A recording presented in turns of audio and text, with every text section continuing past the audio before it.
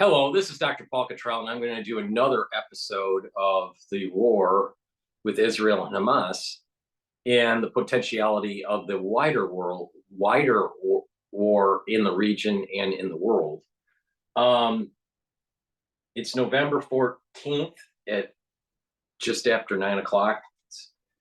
Markets haven't opened yet. Dow futures are up quite a bit, 354, and S&P 500 is up 58. That's the futures market. New York opens up at 9:30, so we'll see what happens with that.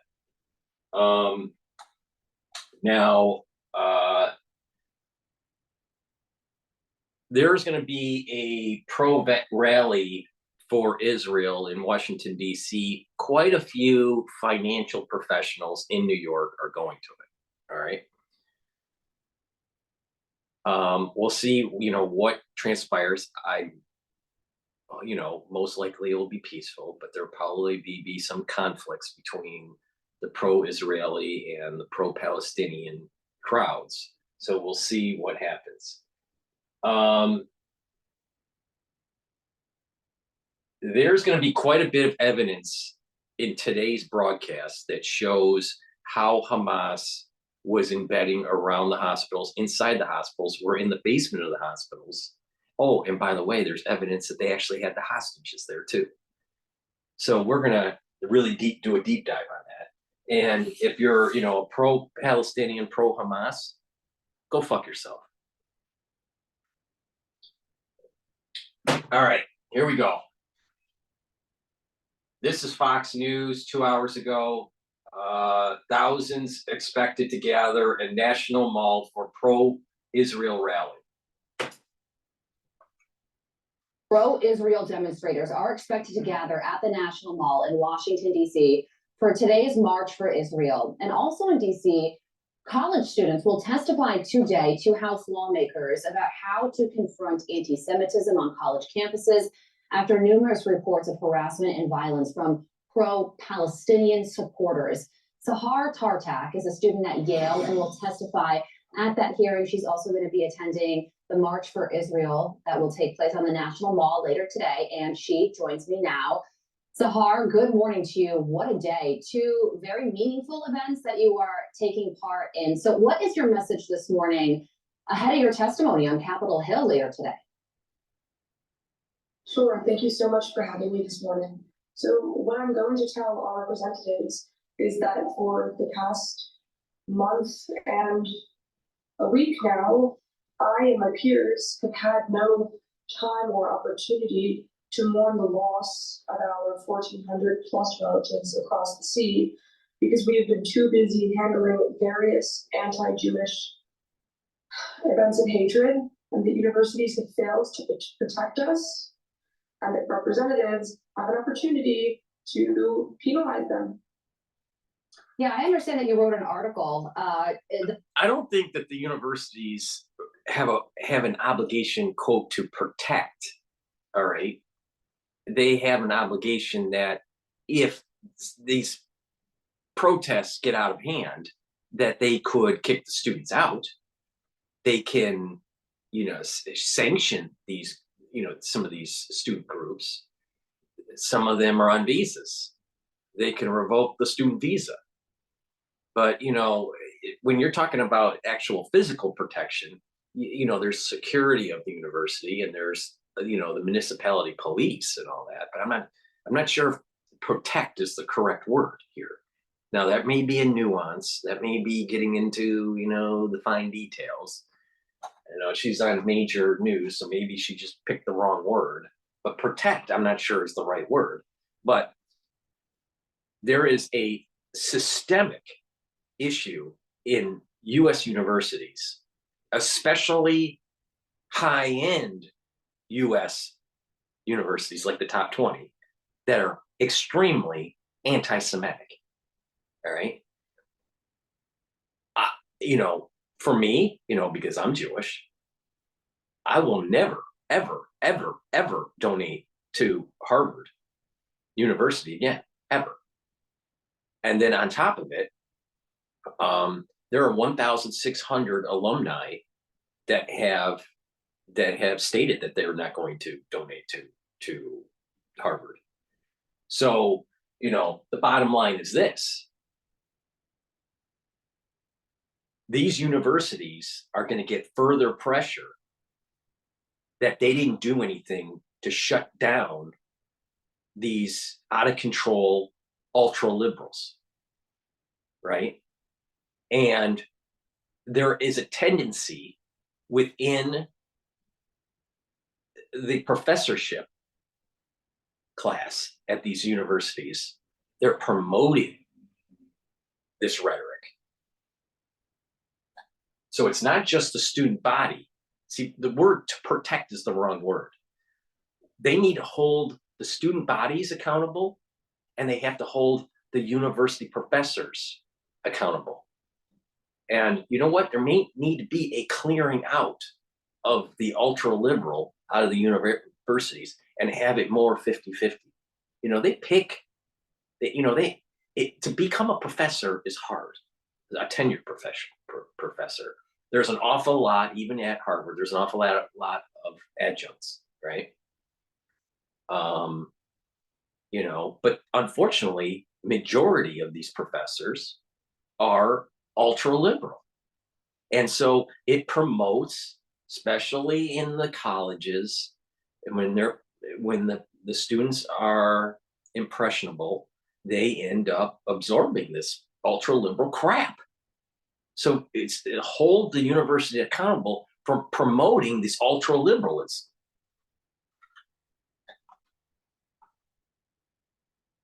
And then, you know, with these higher universities, you know, like Yale, Penn, Cornell, Yale, Harvard, right? They all have these different alumni and clubs, right? Well, within those clubs, you're going to have conservatives that are actually going to start pushing back. So when these presidents of these universities come and, you know, do their little circuit at the different clubs for their school, especially in New York, you're going to have conservatives pushing back on the president of Harvard. And they're going to say, you know what? You know, you're failing the alumni because you're pushing an agenda. You're pushing this liberal fucking agenda. This is there's going to be lawsuits against the universities. Watch. There's going to be lawsuits against these universities, and there's going to be a major pushback on the conservative crowd of the alumni of these universities pushing back on these ultra liberal boards that are running the universities. And it's going to hurt them. And I guarantee you, they will pick money over, quote, their principle. And what's the phrase? Go woke, go broke. Chances are the ones that really have the money are the ones that actually are conservative.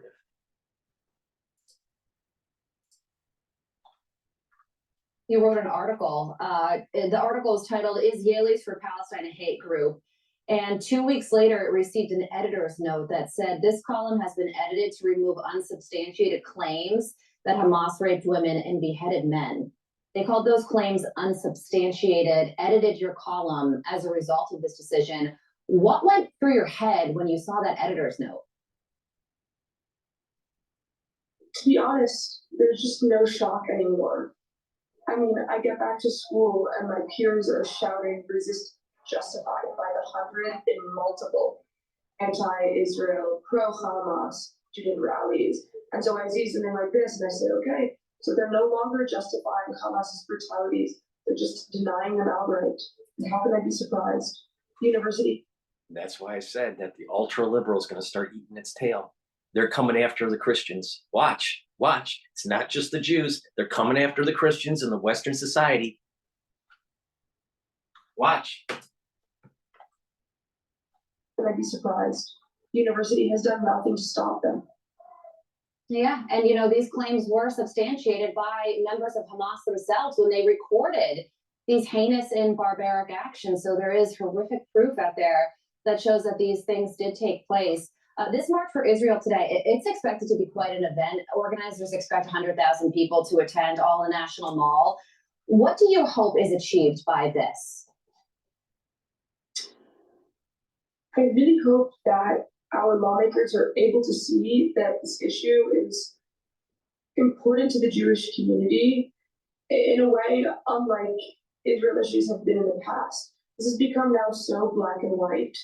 This has become such a question of life and death for Jewish people, both in America, in the United States, on our college campuses, and across the sea in Israel, that if they mess this up, the stakes are high.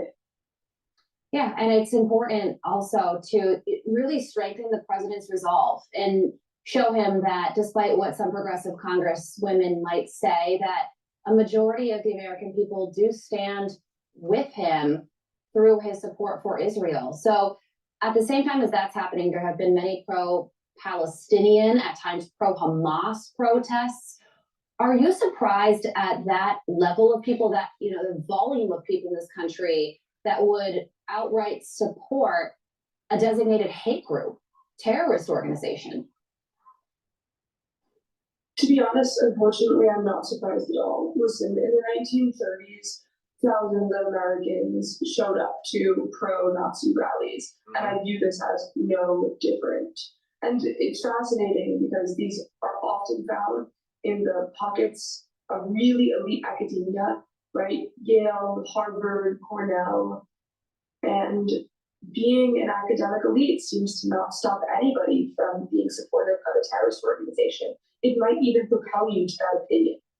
We will be speaking out later on Capitol Hill and then marching in this March for Israel. It's taking place on the National Mall 1 to 3 p.m. Eastern time. So if you're in the area or want to travel, I'm sure that everybody would welcome the support. So Hard Tech, thank you so much for joining us on this busy day for you. We appreciate it. Mark my words, and Dr. Paul Cottrell isn't wrong. This is coming to the Christians. This is coming to Western society. All right, next. CNN reporter saw inside hospital basement in Gaza. All right, are you ready? Here we go. And any of you that are watching that are crazy liberals, sit down, right? Because your whole world is going to be proven wrong. Of absolute destruction.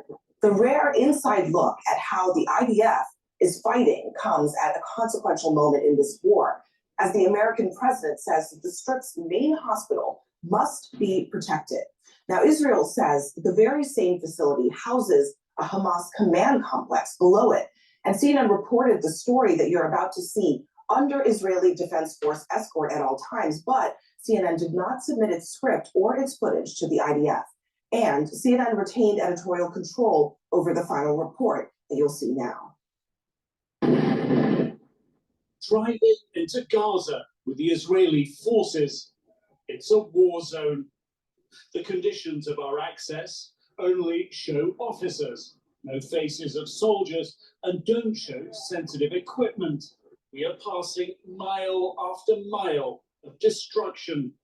Buildings blown, collapsed, nothing untouched but the fury of Israel's hunt for Hamas. Streets here crushed back to sand. Shops, everything that we see, no sign of any civilians here. And the soldiers have been telling us that even inside the stores, they've been finding things like rocket-propelled grenades ready to use against them as they were advancing through this area. Paying your bills on time raises your credit score, right? Wrong. In fact, this is the first of 3 major credit score lies you're being told. A few miles in, we pull up at a command post. Soldiers living in blown apartment buildings. Every building I'm looking at here, wherever you turn, is destroyed, it's shot up. Hard to imagine how civilians endured the bombardment here. Our next journey, much deeper into Gaza. We arrive 100 meters from a battle with Hamas. Tanks blasting targets in nearby buildings. The IDF's top spokesperson waiting for us. We're now conducting an operation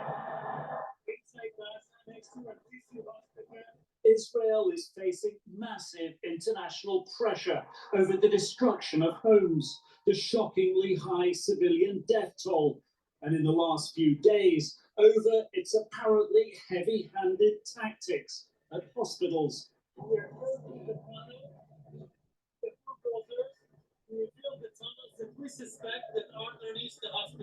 Dari has brought us here to show the connection he says exists between Hamas and the Rentisi Children's Hospital. We're now here in an area between a hospital, a school, and a terrorist house.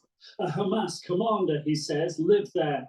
He points out the solar panels on the roof. This is a tunnel that was sliding against the floor. You can see here. This is the ladder going down. See the ladder going down. Let's see the ladder going down. Yeah. This is a 20-meter tunnel. Look at here. Look at the tunnel. Be careful here. But look down here. They both are going down to the tunnel. Okay? So they're hardwired into the tunnel. I wanted to show you the solar panels on the terrace house provide electricity directly to the tunnel. We've entered the robot inside the tunnel, and the robot saw a massive door, a door that is on the direction of the hospital. We're in what is an active fire zone here. You can hear the small arms fire. The IDF say they're still clearing this area up. They're getting definitely out. We are taking a bit of cover because they said we're still taking fire. But over here, we were able to smell what smelled like rotting flesh, bodies perhaps buried underneath the rubble. Oh, they don't go up high. Don't expose yourself. As we move off to the hospital, 100 meters away, we're still taking fire. We're still conducting an operation. Operation conducted by a special unit. The Israeli Navy SEALs are. Why doesn't Al Jazeera have one of their Doha journalists embed themselves on the Palestinian side and get an idea of their perspective? No, they wouldn't do that. I'm telling you, these individuals from Hamas are so evil that they embed themselves in the schools, in the hospital systems, and how the mainstream media has tried to demonize the Israelis and demonize the IDF. And I'll tell you, the way things work on a metaphysical level is with enough time, there's enough rope to hang all the ultra liberals with their stupid logic and their lies. It's amazing. It's absolutely amazing. The Israeli Navy SEALs are researching the hospital. Dari later tells us he took a big risk bringing us into such a combat zone. It is clear he wants this story told. We're searching here to see the connection of the tunnel to the hospital, okay? Don't fall here. So this is where the connection. We are looking for the connection. As we finally reach the hospital, it is already getting dark. A huge hole has been blasted through the walls into the basement. Why is the hospital so damaged? We're talking, why is that so damaged? I'll explain. It's a good question. We came to this hospital 5 days ago. There were still patients inside the hospital. We did not enter into the hospital. He claims since then, all patients were evacuated by hospital staff. We assist this evacuation, of course, to make it a safe pass for all the patients in the hospital. We do not know that the hospital is entirely clean. We do not know. We only entered to this area which was suspected because we're being fired. Dari leads us through a warren, a basement corridor. They didn't say that at Al Jazeera. They didn't say that on MSNBC. They didn't say that on, some of these other ultra wing networks that are trying to demonize the Israelis. A lot of times it's on CNN. In this case, they're not doing it on CNN.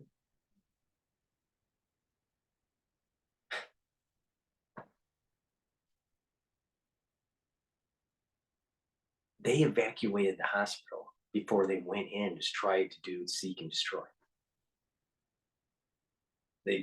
hit the regions around the hospital, taking fire from, areas, by the hospital, evacuate, and then go in harder.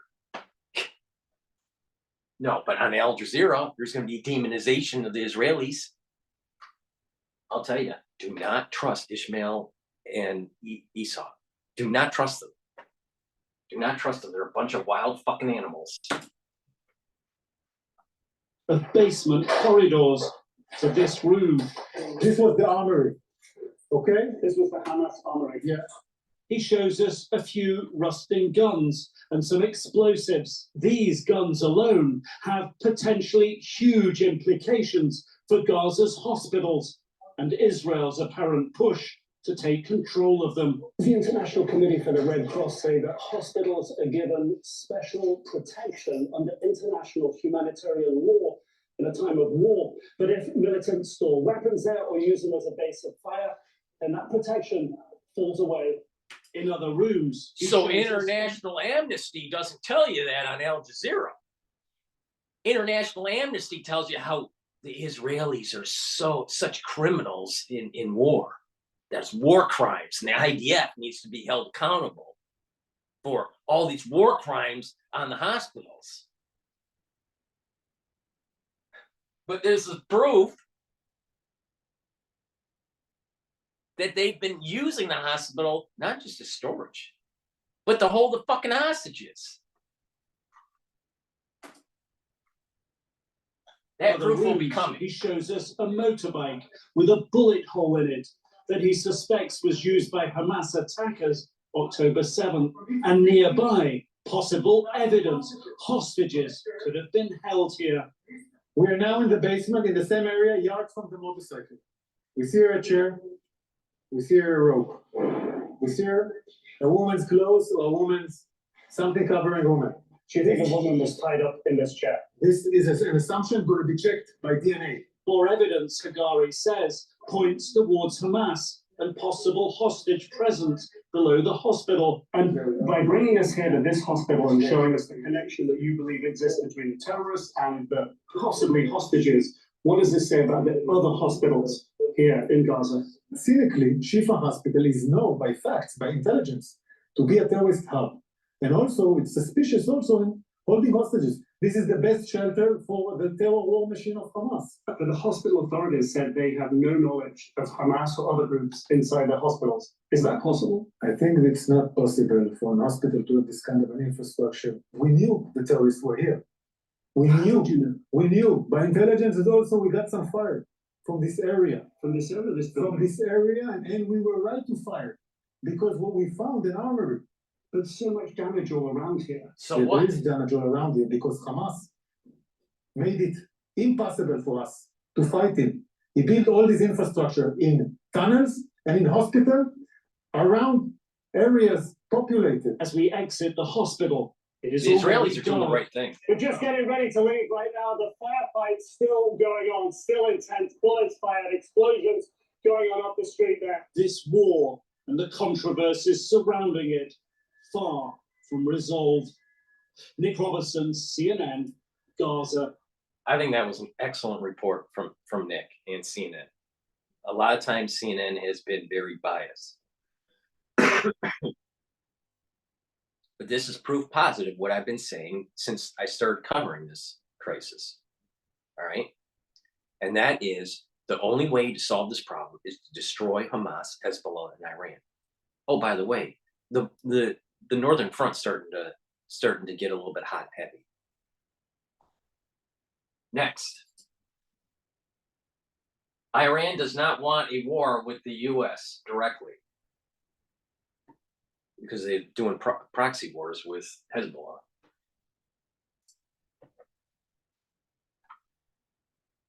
Oh. Adam, why not? Finally took out some Iranian. All right, so U.S. warplanes finally took out some Iranian terrorists. Good. But is it going to really matter? Why not stop a ship? Why not sink a ship? What about bombing an oil field? Yeah. In Iran? That might get their attention. Joining us now, Fuck yeah. retired 4-star general, chairman. It's time to fucking kick ass. War, Fox News senior strategic analyst, and a Presidential Medal of Freedom recipient. All right, General King, this is kind of an update. They look maybe a half a grade point bolder, but I don't know. We're not hurting Iran. These things are still kind of pinpricks. Yes, we killed some terrorists. We don't know who they are. I mean, it's up to you, Joe, but I think you need to do a whole lot more. Well, I suspect so too. I mean, this attack by the United States is different. It's focused on people, versus the weapons and the ammunition and the storage sites. But I think when the Iranians look at this, they're willing to trade a significant number of their proxies in terms of the objective they're attempting to achieve here. And, for our audience benefit, their strategic objective for 43 years has been to dominate, control the Middle East, and also control the Persian Gulf flow of oil. And to do that, they need to push the United States military out of the Middle East. And that is what the pressure on our 13 bases is all about here. And they also need to destroy the state of Israel. This is something they talk about every single year. So the trade-off here, Larry, is there's people in the United States questioning why we still have troops in Iraq and Syria that seem to be vulnerable to being killed on these bases by the Iranians. That's exactly what Iran wants to hear. The second thing is we're sending a message, I think, by not stepping up here and stopping these attacks to our Arab partners and other allies in the region. The Iranians are certainly communicating this. Look, the United States can't protect its own troops. What makes you think they're going to be able to protect yours? So yes, I mean, what I think we should do a comprehensive attack against the proxies, leaders fighting And Iran, storage, general infrastructure, etc. Even Larry, even after that, General, I'm putting in my bid for oil fields. I mean it. I don't mean to interrupt, Joe. I don't mean to interrupt. I love you, respect you. You're my well, you're doing a mentor. pretty good job of it. I know. I'm sorry, but I want to get it in. destroy Iran, Their source decapitate of money, the Ayatollah. Iran's money for financing all these terrorists is oil. They're selling oil to China. We're going to talk about it in the next segment. Why not hit oil fields?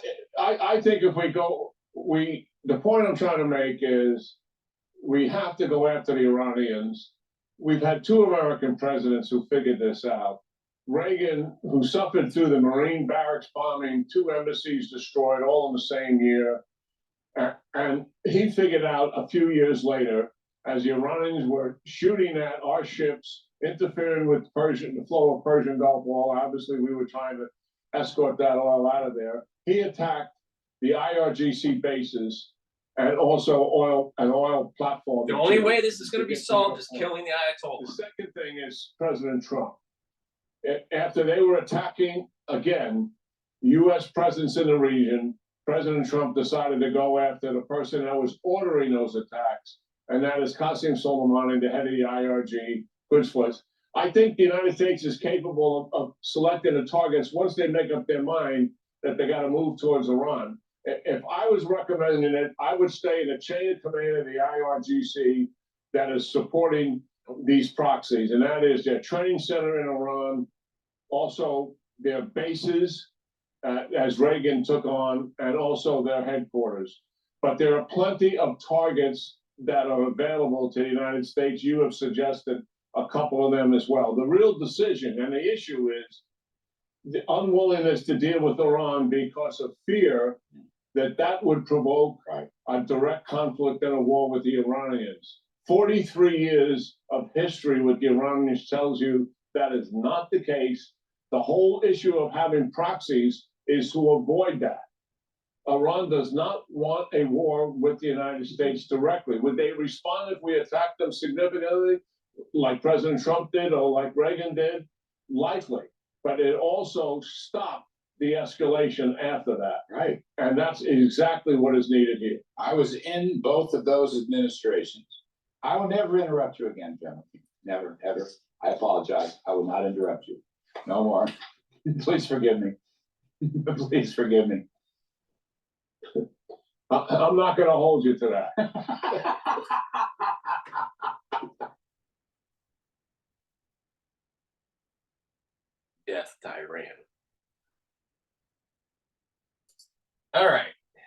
Hamas is losing control of the northern part of Gaza Strip. Netanyahu spokeswoman. Pardon me.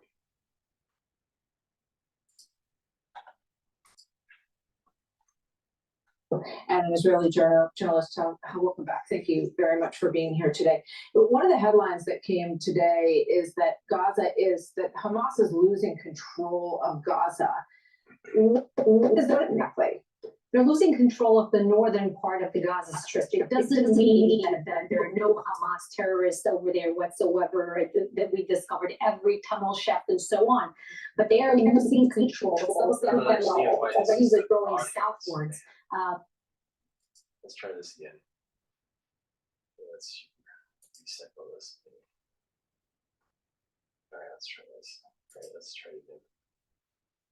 Alex, thank you very much. Joining me now, Tal Heinrich, spokesperson for Israeli Prime Minister Netanyahu, and an Israeli journalist. Tal, welcome back. Thank you very much for being here today. One of the headlines that came today is that Hamas is losing control of Gaza.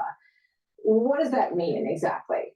They're losing control of the northern part of the Gaza Strip. It doesn't mean that there are no Hamas terrorists over there whatsoever, that we discovered every tunnel shaft and so on. But they are losing control. Some of them are already withdrawing southwards. And we will get to each and every one of them. The IDF first encircled Gaza City. Then we started conducting more, deepening our raids inside, and we're acting in a very surgical and tactical way, very judiciously, because we want to reach each and every one of these terrorists behind the October 7th massacre and their infrastructure. I want to play for you. Actually, before I do that, there's Hamas leaders are saying that one of the reasons that they attacked on October 7th was so brutal and so barbaric was to incite the kind of response that they're seeing. They want permanent war. They say, we're not here for water and electricity in Gaza. We want to change the entire dynamic in the Middle East. So when you see what's happening in the northern part of Israel, how much of a concern is that for the prime minister that you're going to get? Well, Israel has fought wars on combined fronts in the past, and we won these wars. But we definitely hope that the situation on the northern border with Hezbollah will not escalate further into a full-fledged war. We have warned Hezbollah. President Biden warned Hezbollah and said, just don't test us, don't test Israel. And you know who will suffer the most if Hezbollah tries, to provide us with a casus belli scale attack? That will be the people of Lebanon, because just like Hamas, Hezbollah doesn't care much about the population over there in Lebanon. And you know how much the Lebanese people have suffered in recent years. We don't want another war on another front. So we're telling them, stop this. We are deterring. We are acting very judiciously over there as well. And we see that Hezbollah, we know already that they have embedded themselves, just like Hamas, in civilian structures, civilian population. We've spoken to a number of IDF officials, and they all say that they are trying hard to prevent civilian casualties. We see the numbers, though, that are obviously very difficult to think about. We see what's going on in the hospital in terms of how hard it is for these doctors that on the ground. Trey Yates went into a Gaza hospital. He also went into an Israeli hospital to show both sides of this story. And then he spoke to an IDF spokesperson. Here's a bit of their exchange. I can say for sure, there is no humanitarian crisis in Gaza. Of course, the situation is not easy. I would push back on that, sir. You would say there's no humanitarian crisis in Gaza? I am saying once again, there is no humanitarian crisis in Gaza. I know the situation is not easy. And we saw the video that was shot in there in the hospital. It certainly looks like a humanitarian crisis. There are challenges. Nobody wanted this war. War is a tragedy. Every loss of life is a tragedy. Every civilian suffering in Gaza is a tragedy of a war that we didn't want, we didn't start, and we didn't even expect, Martha. We are doing everything possible to ease the civilian suffering and civilian casualties, to minimize them. Hamas is doing everything possible to maximize them. They say in interviews that they want to sacrifice the Palestinian population of Gaza to reach their goal of obliterating the Jewish states. They say it. Can you get a hospital ship in there? The Prime Minister said that they're gonna have a hospital ship coming in from France to move these people from the hospital. Is that gonna happen? And when?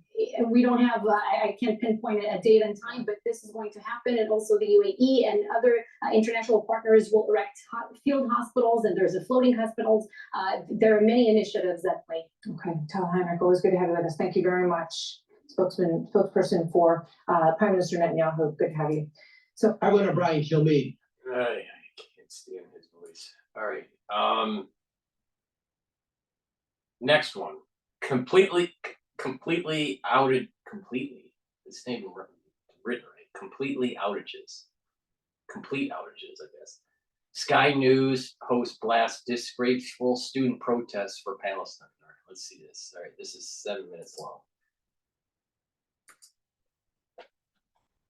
And Melbourne. Join me is Rowan Dean and through the Spectator Stream, host of Outsiders on Sky News every Sunday at 9 a.m. I never miss it. Rowan, the pro-Palestine lobby recruiting school children to go and march for Palestine sounds really sus to me, very inflammatory.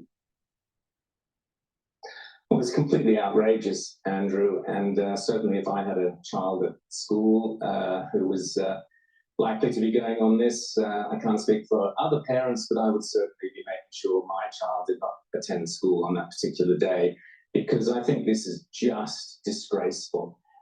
There's an argument for kids being exposed to, political, the ins and outs of politics and the big issues of the day and so on and so forth. But in this instance, we are seeing, we had 1,500 horrific murders, abductions, rapes, etc., etc. I won't go through all the gory details. And that should be the focus. Now, if these children are being taken by their teachers and demanding a ceasefire, as Penny Wong apparently did request and then didn't request, or whatever the latest nonsense going on in the Albanese government is, as they tear themselves apart trying to figure out how to not look like the craven cowards that they obviously are. What you would say, Andrew, is you would tell the kids, listen, we think, all wars are bad, and in order to make sure there's no further suffering, it would be good to have a ceasefire. And the conditions for a ceasefire are that, which can be organized tomorrow, is that the murderers, the murdering bastards who ruin so many lives, give themselves up and hand back every single hostage. That's the moral thing that we should be teaching our children. That if someone does something really bad, they must be punished and they must make amends. So until Hamas surrenders, everybody involved in that murderous rampage, until it gives back every single hostage, is accounted for, and until Hamas makes it clear how it will pay reparations to every murdered family, then that's the preconditions for a ceasefire. Sorry, Andrew. They don't even need to do that. They just need to surrender themselves to captivity, and Israel will accept that. I mean, the idea, the ceasefire now is so dishonest, Rowan, because what are they saying? That after 2 or 3 days, okay, the war can continue. What they'll be marching in the streets then for? Another ceasefire, another ceasefire. It is a bull. I was going to say a bad word. It's a dishonest catch cry. I think he was looking for the word bullshit. Honest catch cry. Surrender to Hamas should be the cry. But here's the thing. Have these Palestinian supporters asked themselves why so many of their protests are aggressive and even violent? Why Victorian police have had to rush 60 more officers to patrol Melbourne's Jewish areas, for instance. Why the office of Victorian Labor MP Kat Theophanous was defaced by pro-Palestinian activists because she supports Israel. You don't hear this level of harassment from pro-Israel supporters.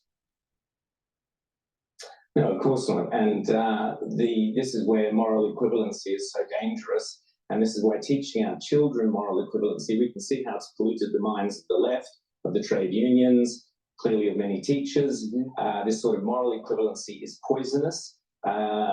We must teach our children, for the West, it's important that we teach our children the lessons of 2 world wars. We never want to see that sort of carnage again. And we learned that the only way to end that sort of carnage is a decisive surrender of those who wish you harm. must say, I've just come across the most pathetic example of anti-Semitism, in my opinion, from a Sydney company that provides jumping castles for parties. They refused the booking from Jewish parents and said they don't want their blood money. I mean, if that's not anti-Semitic, I don't know what is. But let's switch. Dan Andrews, Victorian Premier. You know, no friend of our show, and we're no friend of his. The most savagely repressive premier during the pandemic and an authoritarian to boot, is reportedly facing a ban from joining the Portsea Golf Club. It's swished there. One supposed reason that I was reading in the media is that he locked down the Mornington Peninsula, where the course is during the pandemic. Rowan, a ban on a premier, is it fair enough or petty? Well, Andrew, I would have gone the other way. I would have allowed Dan Andrews to join my golf club.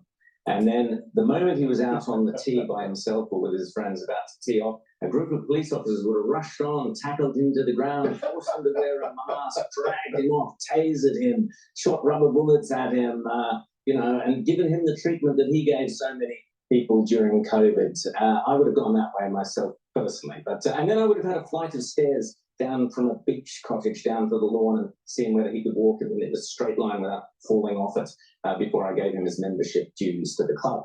Sorry, I'm just being sarcastic, obviously.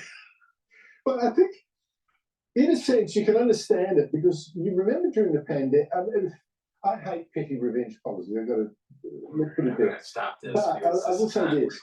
During the pandemic. All right, so now we're going to go to another CNN broadcast. I think his name's Mark Regev. CNN got an inside look at a children's hospital inside Gaza City where the IDF found tunnels that it says Hamas has been using. The IDF is also accusing Hamas of having a command complex beneath the Al-Shifa hospital, the largest one inside of Gaza. The medical director there is describing catastrophic conditions that are happening. Premature babies being wrapped in foil, placed next to hot water just so they can stay warm. As the fighting outside the hospital is intensifying, President Biden issued this message today. And it's my hope and expectation that there will be less intrusive action relative to the hospital. The hospital must be protected. Joining me now is Mark Regev, senior advisor to Israeli Prime Minister Netanyahu and the former Israeli ambassador to the United Kingdom. Now, DrPaulCottrell is going to dissect that phrase. Biden says, Gaza hospitals must be protected. All right? Protected from who? The Israelis or from Hamas? Because Hamas is causing more destruction at the hospitals with the war tactics that they have than anything that the Israelis are doing. The Israelis are in the right on this, but the mainstream media will spin it that the Israelis are a bunch of baby killers. No, but Hamas doesn't kill babies. No. They're not responsible for digging into hospitals, using them as armories, potentially even holding hostages there in the basement.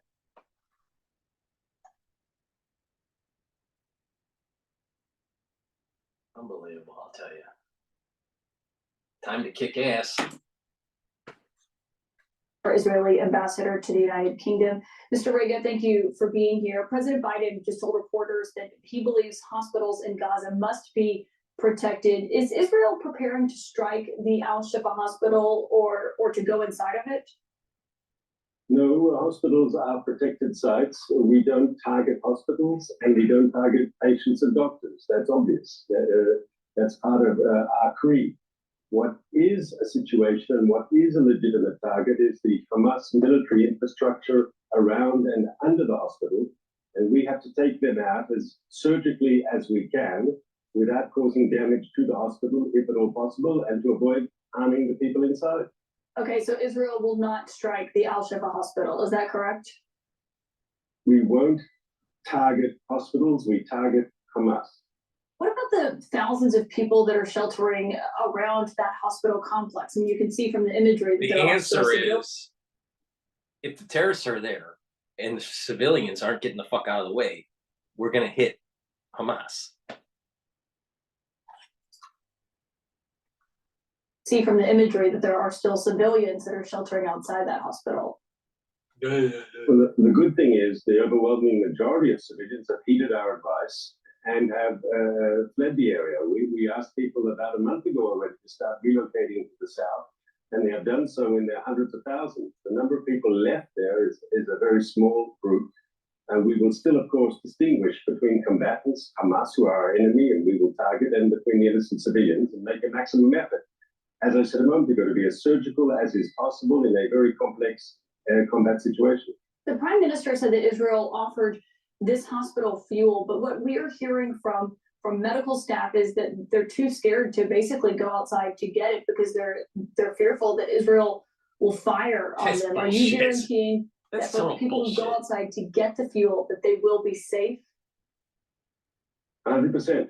We can guarantee that. I can't guarantee that Hamas won't fire upon them, but from our point of view, we bought the fuel to about 200, 250 yards from the hospital, and we said, come and pick it up, because this was enough fuel for generators specifically for the babies who needed the incubators.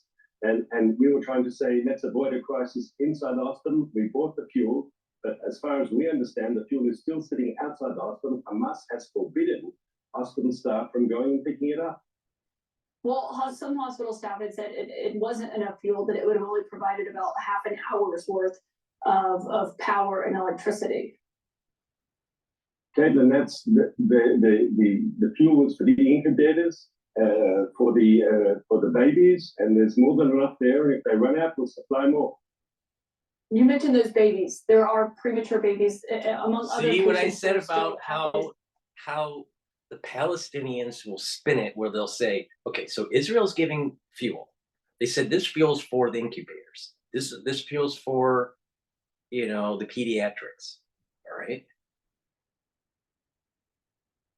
And then the Palestinians will say, well, it's not enough for the whole hospital. Well, Israel said this is only for the babies. Because all the crazy liberals are crazy, are worried about the baby killing. I'll tell you. Kill Ishmael and kill Esau. Among other patients that are still at this hospital, you talked about these surgical operations that Israel is going to be doing around that hospital, given you believe Hamas is operating from underneath it. But before Israel does whatever it is going to do around Al-Shifa hospital, will it help facilitate the transfer of those children, those preemie babies and the other patients first? We've already said that we're willing to do so. We've said that we will facilitate the transfer of people, patients, and if they need to be in ambulances, they can be in ambulances. But we have to understand what's going on here. This is a Hamas-made humanitarian crisis. Damn right. Because we provided fuel for the incubators for the babies, and we've suggested ambulances and a way out to move people out. And then Hamas has said no to any humanitarian solution. Right. They closed it off. They want pictures that will put international pressure on Israel to cease our military operation against them. And from their point of view, they're trying to be smart because we're hitting them hard. We're destroying their military machine. And they want us to stop. And so they're holding hostage everyone in that hospital. Kill them all. Humanitarian assistance, preventing the fuel, preventing the relocation of people in ambulances, just so they can try to galvanize international pressure on Israel to stop striking against their military machine. And what they're doing, of course, is a war crime haven. Is Israel willing? How do you conduct your operation if there are still children inside that hospital, premature children who right now are struggling to stay alive based on the accounts that we've heard?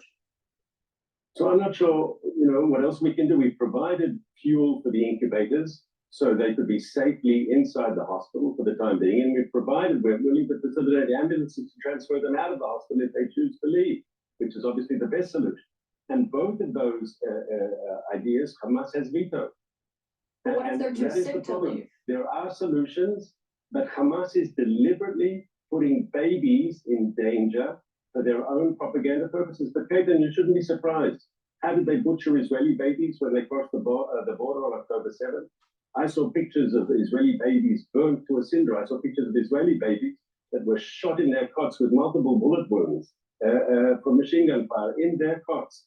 And of course, we know that babies were also kidnapped by Hamas. Who kidnaps babies? Who shoots babies? So we should have no qualms whatsoever, no problem in understanding that Hamas is willing also to sacrifice Palestinian babies for its crazy, radical, extremist agenda. I've seen that footage as well, and no one is defending Hamas here. But my question is, what about the children who are inside the Al-Shifa hospital right now? And will you guarantee their safety first before Israel does whatever it is going to do, whatever operation you do have planned around the Al-Shifa? No. Hostages, babies, civilians, you try to help. But if they don't get out of the way, if you've extended a peaceful hand to try to evacuate them within a reasonable time frame that does not affect operations, then you do it. But if it's going to affect your operations to kill your enemy, you kill the enemy. This is why I take the stance the hostages should have no bearing on the actual conducting of the war. Same thing. The babies in the hospital should not be a determining factor, a major determining factor on how you can conduct a war to kill Hamas. The Palestinians, this is where this brunette broad, with the overdone eyebrows,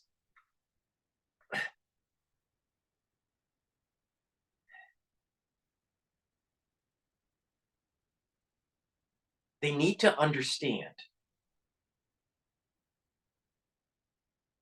that the Palestinians are complicit because they allowed Hamas to dig in. And this is what happens when you're complicit. They're being punished. The Palestinians are being punished. And it's not because they're being punished by Israel. They're being punished by God. They made a decision not to fight Hamas for 15 freaking years.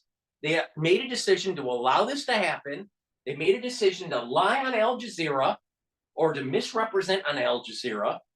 And now they're getting punished. Don't be surprised that the babies get killed. Don't be surprised that the civilians get killed.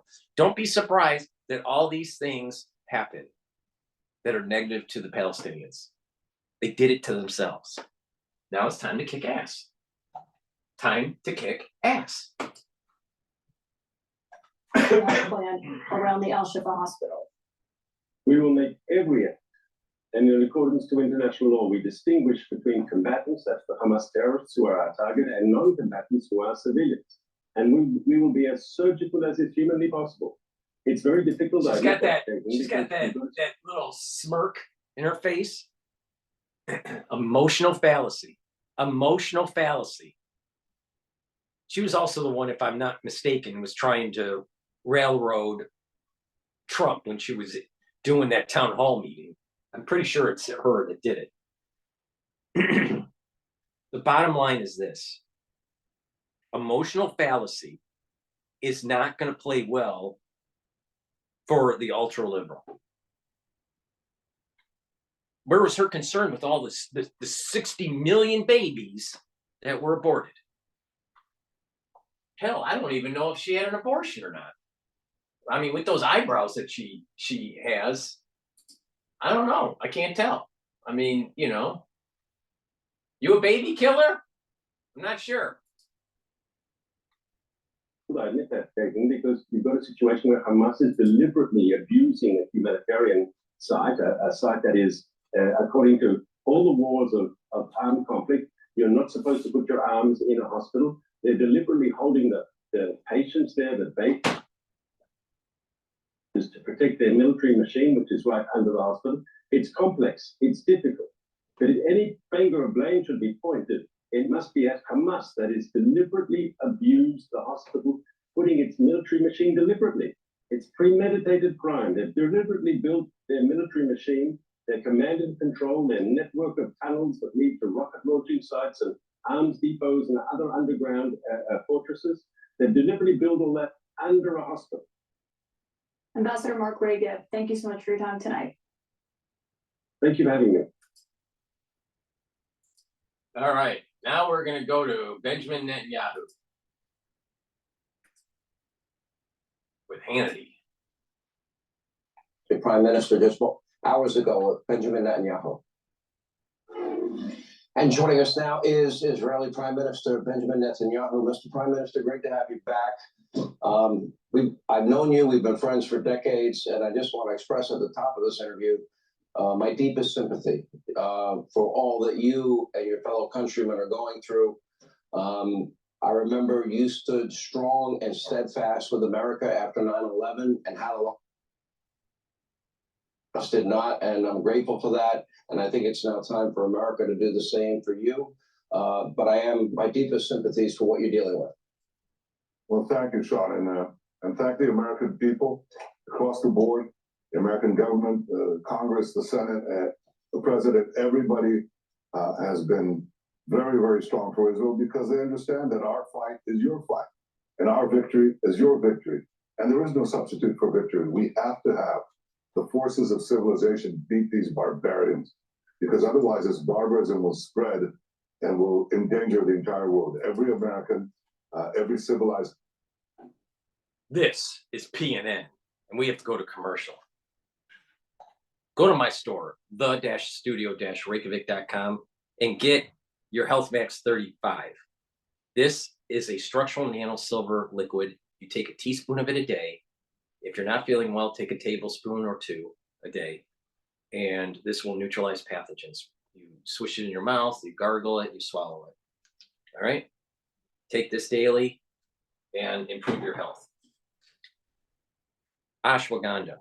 This brings down the blood glucose levels, and high blood glucose levels increases your inflammation. So you want to reduce that inflammation. It's part of the anti-aging protocol. Take ashwagandha daily.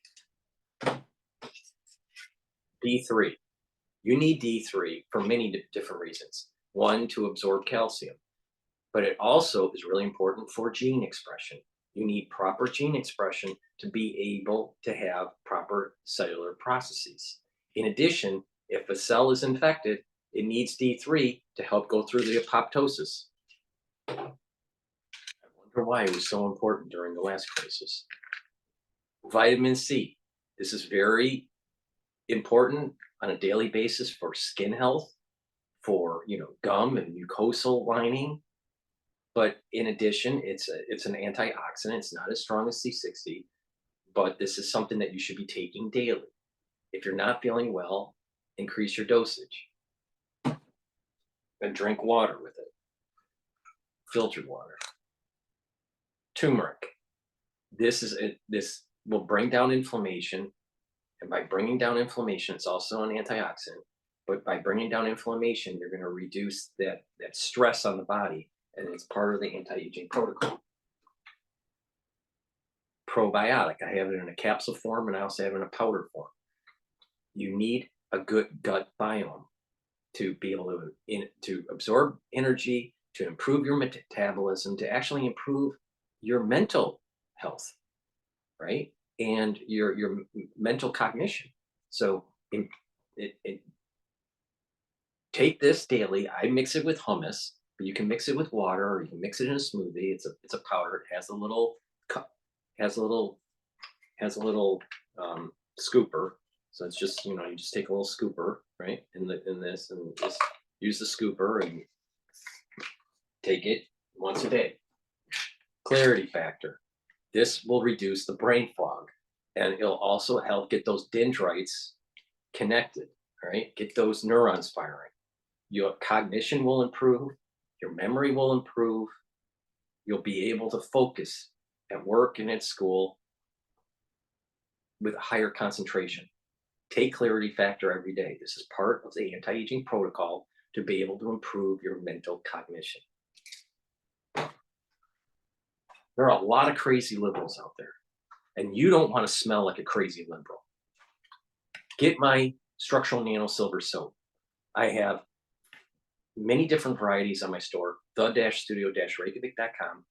Go get your structural nano silver soap. This one happens to be oatmeal spice, but I have lavender and lemongrass and peppermint and some others. And get this soap so you don't smell like a crazy liberal.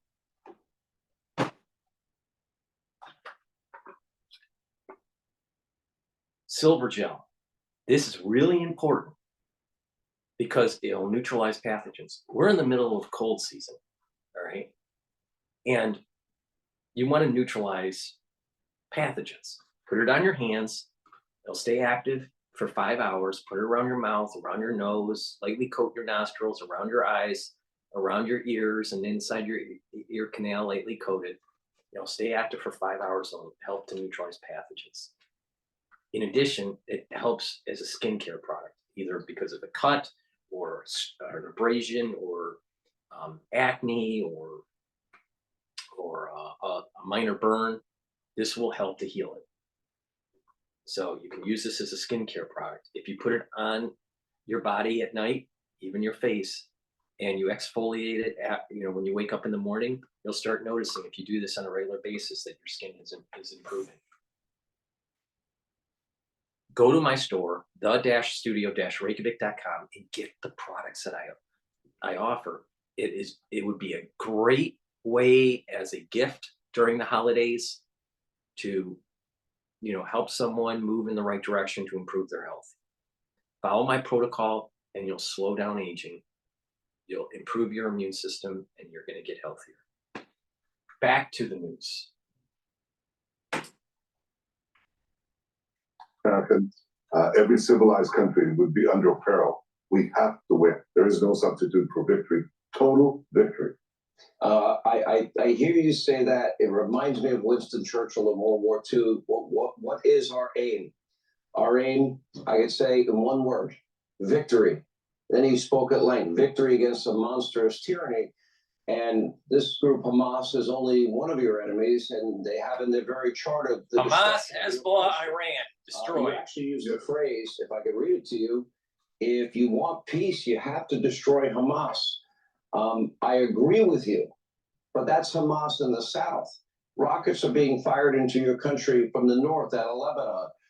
You have the Houthi rebels that have declared war against you out of Yemen. You have Syria firing missiles at you. Then you have the head of the snake, Iran, orchestrating all of these proxy conflicts. So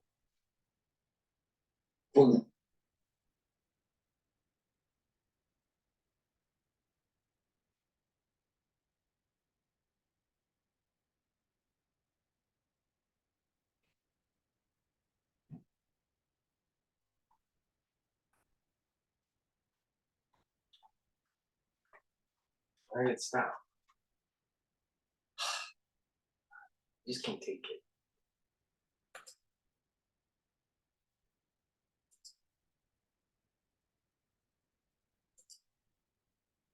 I tell you, Apple has really been having problems ever since the update. Israeli Prime Minister just. But because you got crazy liberals working at Apple.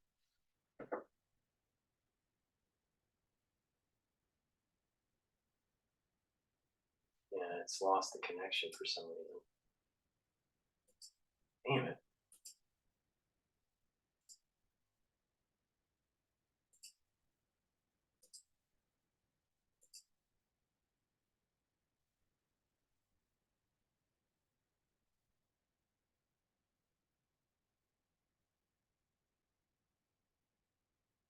All right, while I'm trying to figure that out, I'm going to play a video, not a video, but an audio of a rabbi that's talking about how crazy it is with all this gender reassignment. He's a funny guy, so just pay attention, right? But there is a lot of wisdom in what he's saying. Why commercials? there is a truth. We believe in truth. We believe that there's a right and a wrong. Judaism actually believes there's a right way to live and a wrong way to live. There's a right way to do things, there's a wrong way to do things. There's a right way to judge and the wrong way to judge. We believe in truth. I'm going to give you an example. I don't want to get carried away, just to give you an example. I'm a second generation American. My father was born in Russia. So I was brainwashed by an immigrant. So I love America. America's a pretty crazy place. And a lot of people say not only America's crazy, it's also stupid. But everybody in the world would love to live in this stupid, crazy place if they could. Why? First of all, the richest country in the history of mankind. We're very, very, very rich. But there's other reasons. We have a four-letter word which is kind of important in our civilization. It's called free. And it's a big deal. Those of us who were born here don't appreciate what it is. But we're living in America in the year 2023, and we have a lot of people. So some people say that this is a conspiracy and they're trying to control us. Because I'm a brainwashed second-generation American, I have a very positive outlook at the craziest Americans. There are people in America who have a belief that you have to protect the right of the individual. You have to protect the right. Every individual person needs to be protected. If I decide tomorrow that I'm a goat, if you do not agree and accept with me that I'm a goat, you're offensive, you're a bad person, and you have to be canceled, as they say in the culture. I learned this from you guys, and I'm not in this generation. How dare you tell me I'm not a goat? Excuse me, I'm whatever I feel, right? This is our culture. Now that's stupid. It's stupid. And it's certainly crazy. But what's the root of it? You know what the reason in America, if you're a goat, I have to accept it? Because they want me to be nice. That's the root of it. A lot of wisdom. If you want to be a goat, who am I to stop you? It's rooted in kindness. I really believe it. I believe that the mishigas in this country about any person, the cruelty, the line where it goes to being kind to cruel, is when they try to convince children that they're messed up because they need them to be messed up so that they should be nice. You have to be so nice. Not if the kid grows up and decides he's a goat, you say he's a goat. So maybe you're a goat. How do you know? Maybe you're a goat. Maybe think about it. You're only 6, but maybe you're a chicken. How do you know? Don't decide you're a boy. We're confusing kids. To me, that's cruel. But they believe that they're actually being really nice. Why are they wrong? If you accept my premise, and I really believe this, I don't believe, there are nuts, but I believe that by and large, Americans are stupid and crazy. They have this obsession with being righteous. Americans want to be good. And if you decide that you're a goat, I want to be good to you, so that makes you happy. But then you make all kinds of laws about everybody else. You have to force everybody else to accept that he's a goat, because the goodness has to go on. Why is it wrong, guys? Why is it wrong, a Torah, to say, if you want to be a goat, I'm going to give you a hug and a kiss and call you a goat. I'll give you food in a trough. I'll give you water in a bowl. And you can use the base medish as your bathroom. I don't want to interfere with your goatness. Why is it wrong? Why is it wrong? There's only one reason. Only one reason. If you don't believe in the truth, if you don't believe in the Torah, you really don't know where the line is. How kind is good and how kind is bad? People are saying people hurt each other all the time. I don't want to ever hurt any person. If I don't want to ever hurt any person, I have to love every person, however they want to be. Now, what people don't realize is that when you're doing that, all the people who are not crazy are being hurt indirectly by your position. But the only reason it's wrong is because Torah says, this is not true. This is not true. If you don't have emes, you can believe anything. You can embrace anything. We have emes. Yiddishkeit, it's true, emes. The problem with our civilization is that we've killed God. We've thrown him out of the public school. It's a bad idea. Listen carefully now. When it's dark, it's night. And the night and the darkness means spiritually, when I'm not so smart, when I'm not so sophisticated. Emes has a sister word. What's Emes' sister word? Ve'emunah. The truth, which is absolute, I believe.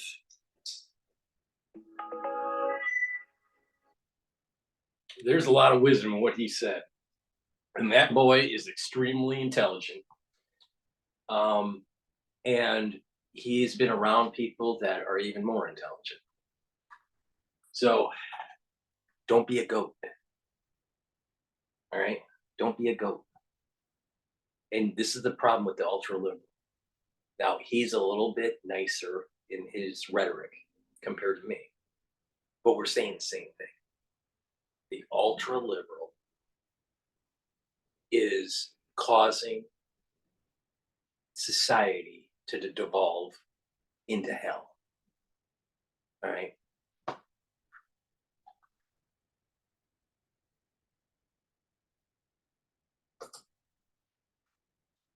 Have declared war against you. Out of Yemen, you have Syria firing missiles at you. Then you have the head of the snake Iran orchestrating all of these proxy conflicts. So I ask you this question: if we're going to define what victory looks like, doesn't that have to be Gaza can no longer be a launching pad for rockets being fired into your country? Lebanon can no longer be a launching area for rockets being fired into your country. Doesn't that mean the network of terror tunnels, and I've been in some of them, as you know, that all those terror tunnels have to be destroyed? Doesn't it also mean on some level that Iran has to be dealt with for total victory? Well, if you connect the dots, you see that there's an axis of terror here against an alliance for peace. The axis of terror is controlled by Iran, run by Iran, financed by Iran. Iran, Hezbollah in Lebanon, Hamas in Gaza, the Houthis in Yemen, and their other minions. They want to bring the Middle East, the world, back to the Dark Ages, early Middle Ages. That's what they are about. And on the other side stands Israel, the moderate Arab states, of course, the United States, all the forces that want to see peace, prosperity for the Middle East and for the world. And that's the battle that is being waged right now. It's being waged right now, most importantly and most decisively, in Hamas, one of the extensions of this axis of terror. And everybody's waiting to see who's going to win. Is Israel going to win or Hamas going to win? But it's not merely Israel's victory. It's our victory over the axis, because when they see that we defeated them in one place, we'll defeat them in every place, because that's how power works. They want to see who's winning.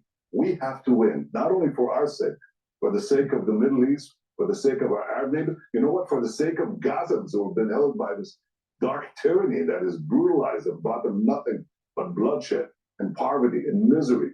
So we have to win to protect Israel. We have to win to safeguard the Middle East. We have to win for the sake of the civilized world. That's the battle we're fighting, and it's being waged right now. There's no substitute for that victory. It'll affect the other theaters that you mentioned as well. Over 28 communities in the north near the border with Lebanon have had to be evacuated. There's always been a concern about a two-front war.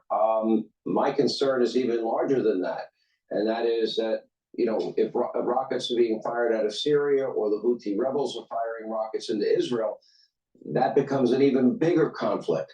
But I agree with your general point. You always said that radical Islamists view Israel as the little Satan, America as the big Satan. That's a phrase you've used often. They've used it. They say America is the great Satan, and we're the small Satan. We're just a small Satan standing in their way to get at you, the great Satan, because they, you know what, all these radicals, these terrorists, these monstrous regimes and organizations, they say there's no difference between Israel and the United States. You are them and they are you, because we represent these same values of freedom, respect for human life, respect for individual liberty. They have nothing of that. They don't care for their people. They don't care for liberty. They don't care for life. They glorify death. They glorify murder. Remember what happened here.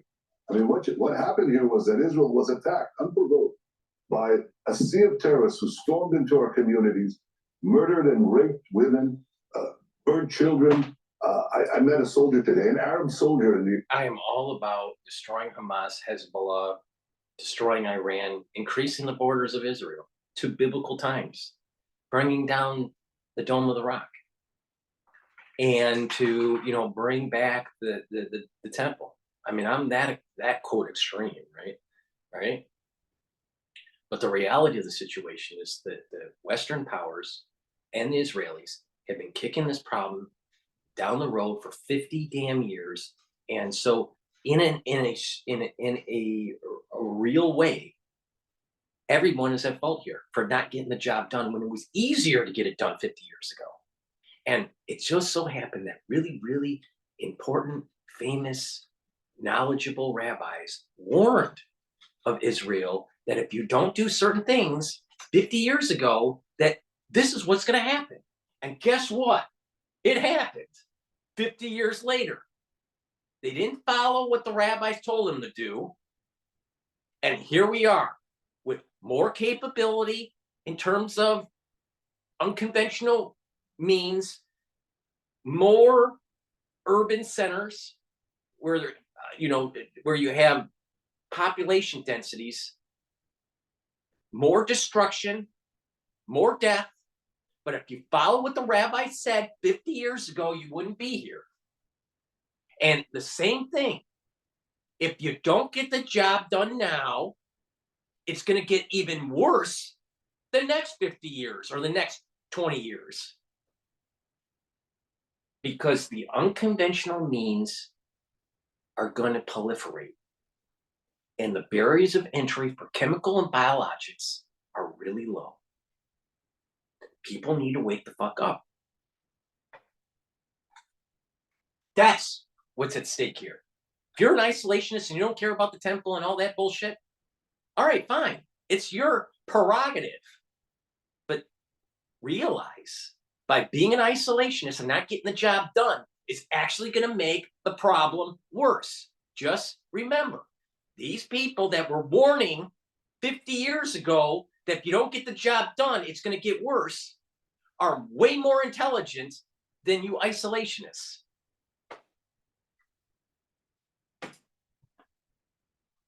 I had a soldier today, an Arab soldier in the Israeli army, who said, the first thing I saw was the corpse of a woman beheaded.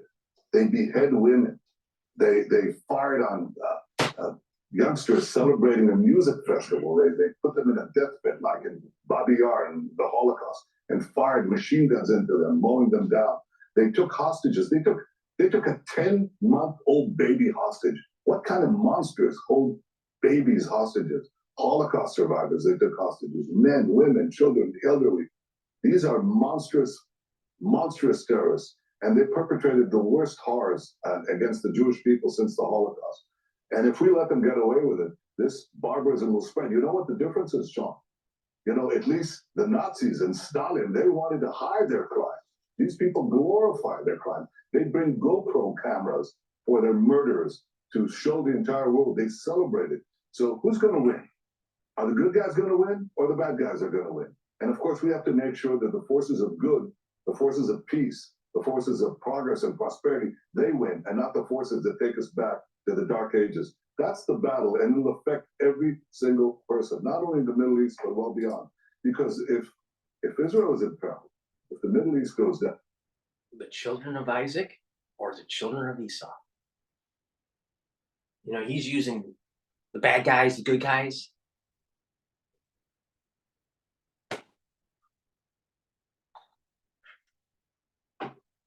Telling you, these people need to be destroyed. in peril. If the Middle East goes down, Europe is next. It's like ISIS. You know, people thought it was a local thing. It wasn't. It was a global thing, and it affected Americans. It beheaded Americans. If we don't win now, then Europe is next, and you're next, and we have to win. We have to win. There is no substitute for total victory. Because Esau and Ishmael come from a root that is antithetical to our way of life. All right? That's American way of life. That's Israeli way of life. All right? America is not primarily from Ishmael or Esau. There are, you know, mixed attributes. There's, you know, people have, you know, a certain percentage of Esau or a certain percentage of Ishmael in terms of an attribute of their personality. But the core of their soul root, all right, is primarily something totally different. And that is from a root that is in line with Jacob. All right. Now, people need to wake the fuck up here. Because if we lose this, this is ushering in a caliphate. Now, do we want to repeat the loss of the Crusades? See, if the Christians won the Crusades, we wouldn't have this fucking problem. But they lost it. And now we have this problem.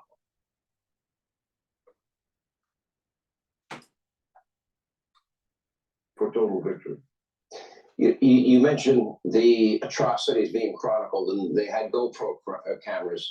The IDF has shown people in the media, and it's been described in great detail to me, and I have an appointment to see this as well. All of these human atrocities that you speak of are on videotape. You have some 40+ minutes of tape available. I understand, and I've watched videos of beheadings. These are not images that one will ever be able to erase from their mind, and you wouldn't think that such evil exists in this world, but it does. And these tapes are available for the world to see. Would it be wise, perhaps, for the IDF to pixel out faces so that families are not having to deal with the trauma of seeing this, but let the world see the magnitude of evil that you are destroying? Yes, they raped women. Yes, they slaughtered babies and women and children. Yes, they beheaded babies. Showing the graphics of it isn't going to change the heart of the person listening. If they don't have the heart to actually listen to words, how are you really going to change their heart by just showing them graphics? Because what it is then it's just voyeurism. The idea here is that you got to get to the point that you see this history arc of terrorism, of the caliphate, of all this stuff. Now it's coming home to roost, and it's time to get the job done. It's time to destroy them. I am not wrong. I am not wrong.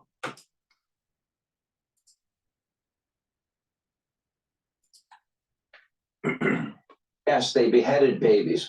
Yes, they burned babies, all of which, much of which has been chronicled.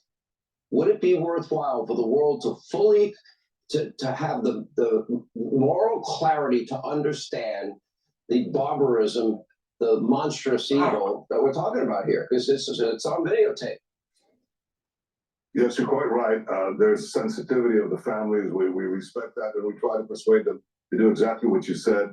And I think we're getting somewhere. We show it to selective leaders in America and elsewhere in the world, and people watch these tapes and they shudder.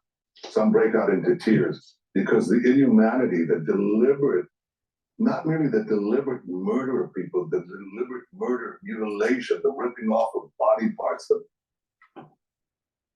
Now, there's some people out there that say, Paul, you're too biased, you're too pro-Israel, you're too pro-Jewish, and all this stuff.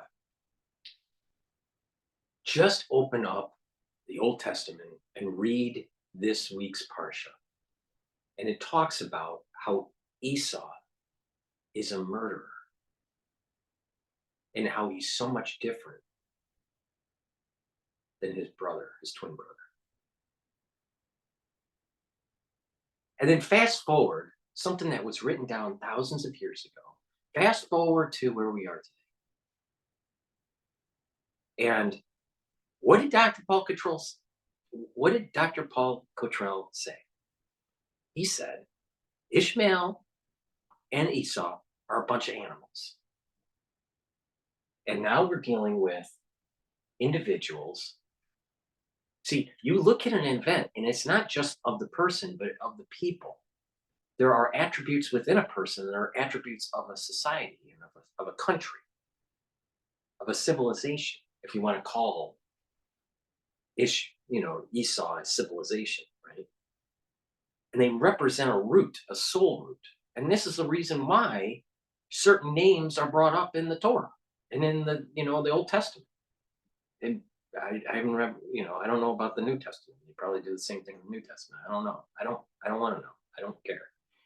But the thing is that there's a soul root when these names are being brought up, and there are certain attributes.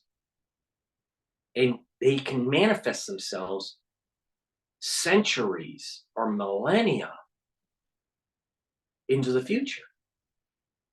This is why what was happening in the past is actually happening in the future.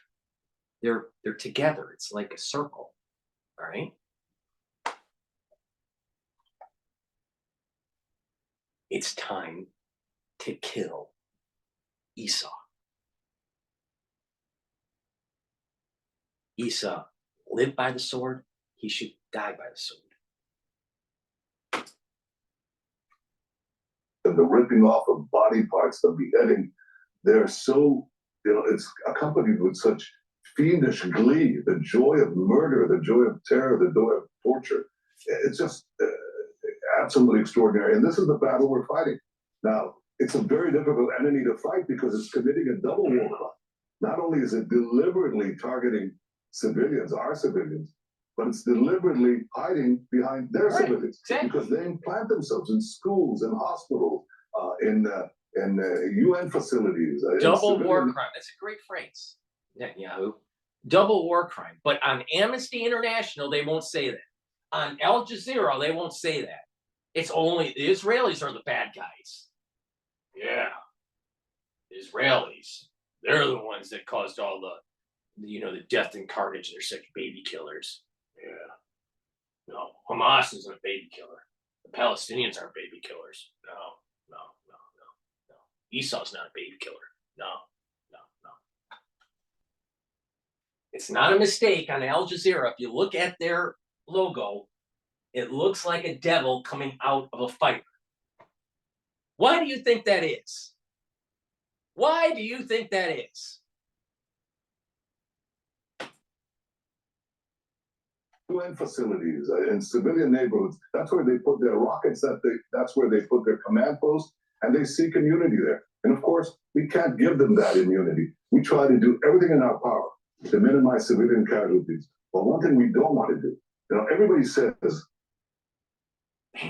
some civilians as a shield for terrorists. That's wrong, okay? But we have to make sure that it's not merely condemned. We have to make sure that it's ineffective. And if the blame is directed against Israel, against the victim that is returning fire with the most judicious use of the military power that's possible in these circumstances, if blame is placed on Israel, then that tactic becomes effective and will be used again and again and again. And we can't allow that. In fact, Hamas is saying they'll do it again and again and again. And that's why we have to root them out completely, but also send a message to the axis of terror. You're not going to win. We're not going to let you do this. We defeated you here. We'll defeat you elsewhere. And we should have the entire civilized world line up behind Israel while it fights this battle of civilization. It's our common civilization against their common barbarism. Civilization must win. So Israel must destroy Hamas to have peace. If you want peace, destroy Hamas. If you want security, destroy Hamas. If you want to beat the axis of terror, destroy Hamas. This is what Israel must do. This is what Israel is doing. But it's not only doing it for ourselves, for our sake, it's doing it for your sake too, for our common future. For the future, a better future for the Israel, for the Palestinians, for the Middle East, for the world. When on one of my trips to Israel, and I've been there a number of times, and I've interviewed you while in Israel. But on one of the trips where there was a flare-up, that was when I went into one of the terror tunnels. So it's almost 100 feet underground. It's sophisticated, almost architecture, and it was all supposed to be humanitarian aid for hospitals and schools and infrastructure. But I also stopped by a border city that you know well, Sderot. And while there, prior to my arrival, they've been hit with 10,000 rockets in 10 years. Their children cannot play outside. They play in bunker underground playgrounds in that city. And that's the same with many border cities. And I guess when we get to the real heart of this, doesn't all of this have to be rooted out? And for example, while the Iron Dome has been enormously successful and helpful and intercepted thousands of missiles, it can no longer be a launching pad. I go back to that part. but also with This is a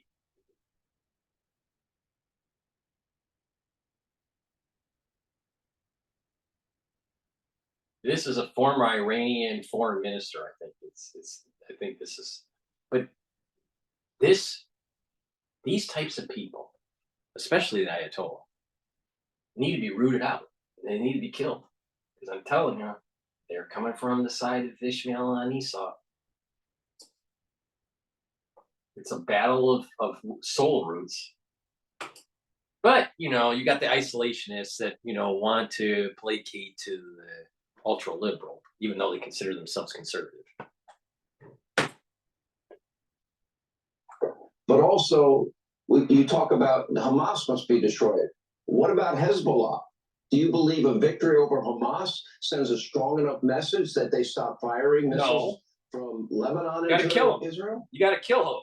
I think it's a necessary message. May not be sufficient, but it's definitely necessary, because without victory in the south, they're certainly not going to have deterrence in the north against Hezbollah, and we'll have to deal with that. But I think the first step is the first step, and the first step means Hamas did this. Hamas is going to pay for this, and it's going to pay for this by its total eradication. By the way, you talk about underground tunnels. I mean, they've got a network there of hundreds of kilometers, hundreds of miles of underground tunnels that are used as terror tunnels, as command posts, as command bunkers.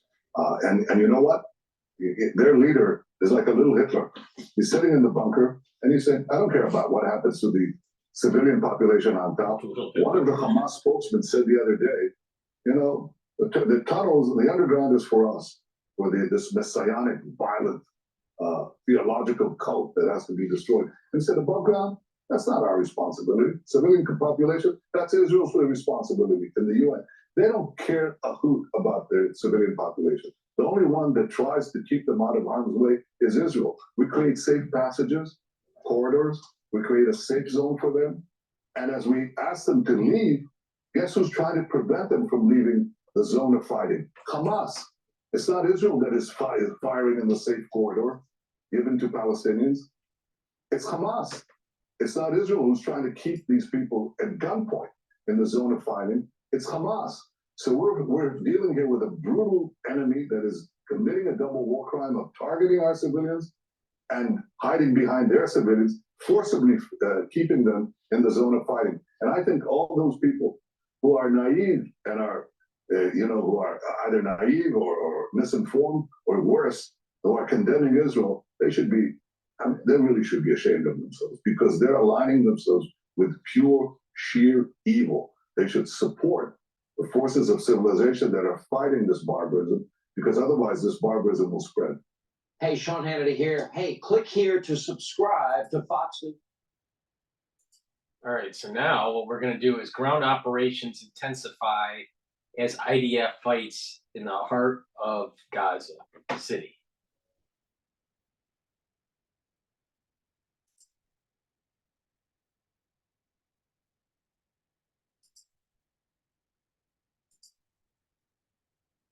Reserves Lieutenant Colonel Jonathan Conricus for an update on the situation. Thank you so much, Lieutenant Colonel, for being with us here at I-24 News. I know that there is the diplomatic political window, then there's the reality on the ground. Is there, though, a chance that in the next 2 to 3 weeks, which is with the government... We have to go to commercial for PNN. We're in the cold season, so it's really important to get your lozenges and drops. I have structural nanosilver lozenges in sweet, menthol, and also in green apple in a 20 count. All right, so get your lozenges on my store, the-studio-reykjavik.com. The cold season is now until March in the United States. I also have 100 count drops, which are smaller, and it's in honey and lemon and blueberry. So please go to my store and get the drops and the lozenges at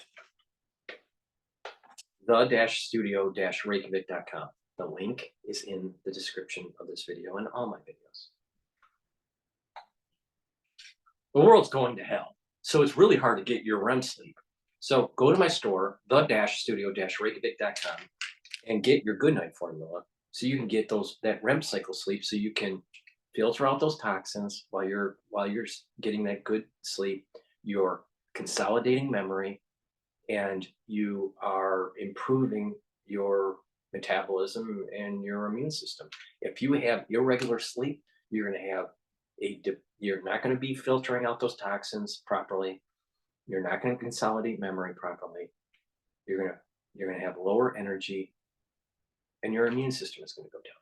So what you need is good night formula. And by doing this on a regular basis, it says tryptophan and melatonin in it. Take this on a regular basis, and you're going to get the proper sleep that you need, so that you get those 3 cycles of REM sleep. It's a great way to improve your health. And it's part of that whole anti-aging protocol. Proper sleep, proper exercise, proper supplementation, proper diet, right? And challenge your mind. Don't be a stupid liberal. Back to the news. This is PNN.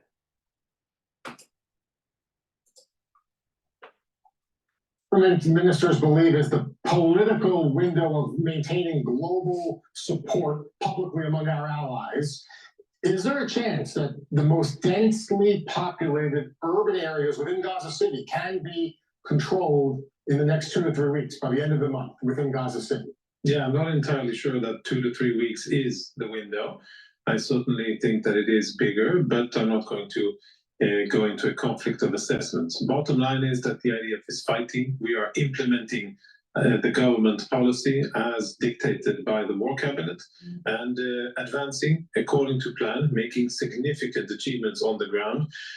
In fact, causing Hamas battalions, almost all of the Hamas battalions in northern Gaza are at reduced capacity. Some of them have lost fighting capacity altogether. Some of them are at very low levels. Some of them have sustained extremely heavy casualties. The chain of command and rank and file terrorists that have been killed by the IDF. Many of them are buried underground in their bunkers and shelters. And we're making good progress on the ground. Obviously, there are many more Hamas compounds to take care of in northern Gaza, and the IDF will execute whatever policy the state of Israel wants. I think that there is more time, and there definitely is a lot of work to be done. Lieutenant Colonel, as the fighting shifts into now clearly more dense, more urban parts within North Gaza, within Gaza City, the war objectives to destroy Hamas as a capable, ruling terror organization, to decapitate their ability to wage terror attacks ever again on Israel, but also to locate and bring home the hostages. As the fighting shifts to these really urban areas, are those two goals, do they come into conflict? There is tension between the goals, but there's also mutual assistance, because there are things that we can do, only can achieve while having boots on the ground and soldiers in Gaza. And you see that when you're on the ground and you're in friction with the enemy, new intelligence is generated and new opportunities are created in order to engage with the enemy, to collect intelligence and eventually to understand. That is such an important piece of why these ceasefires Hamas wants, and Israel wants to just keep on kicking ass. But the bleeding heart liberal goes, save the babies, but I gotta have my abortion.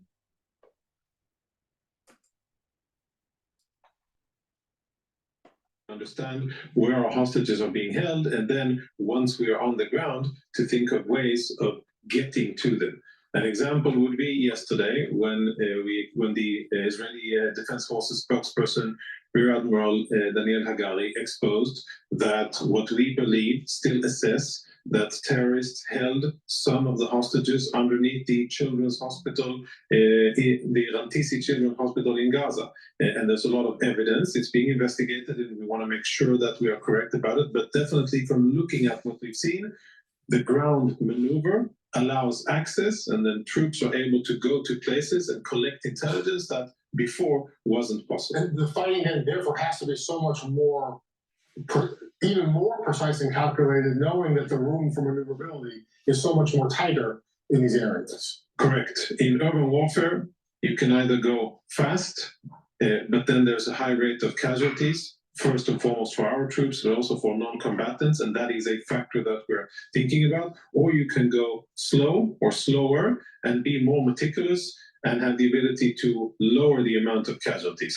Troop security for the IDF is paramount. We want to minimize the exposure of our own soldiers. It is an extremely hostile environment that the enemy has prepared in advance with all of the weaponry that has been seen all over the world, anti-tank weapons, IEDs, booby traps, tunnels, and anything else that their Iranian masters can have sent them and that they've been able to develop by themselves. So it's a very challenging environment. Therefore, our ground units are working and maximizing a very substantial advantage that we have, aerial cover. And we are, I think, this time so far doing very well in communicating and coordinating fires between ground units and aerial units that are supporting the ground operations. Many of the terrorists that have been killed by friction on the ground with ground troops and then aerial assets taking them out. Incredible coordination. Now, if you're a bleeding heart liberal listening to this channel, do you really want to side on the Palestinians, or do you want to side with what's going on with the Israelis? Because I'm pretty sure, I am really sure, that Israel is going to fuck up Hamas. Coordination between the different fighting units within the IDF.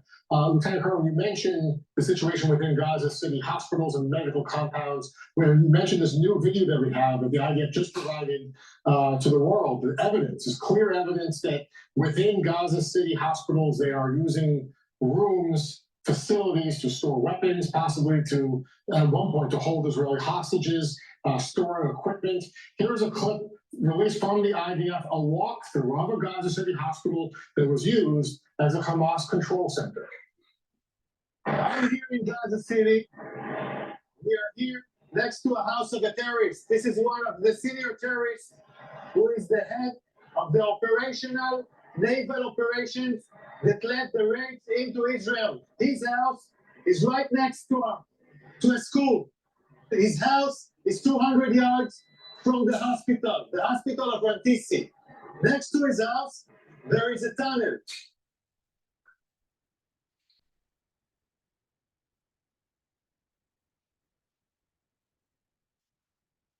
Call your home security provider and cancel the subscription. This brand new I hate subscription commercials. Wi-Fi.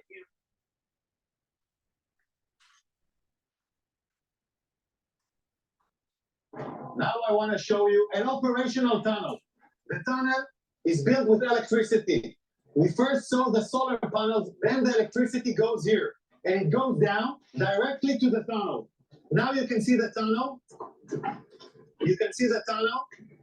The tunnel is let down more than 20 meters down. The robot found a door that is bulletproof. It's explosive proof, so it looks like a hard evidence, a clear evidence that the hospital direction is connected. This is a covered tunnel.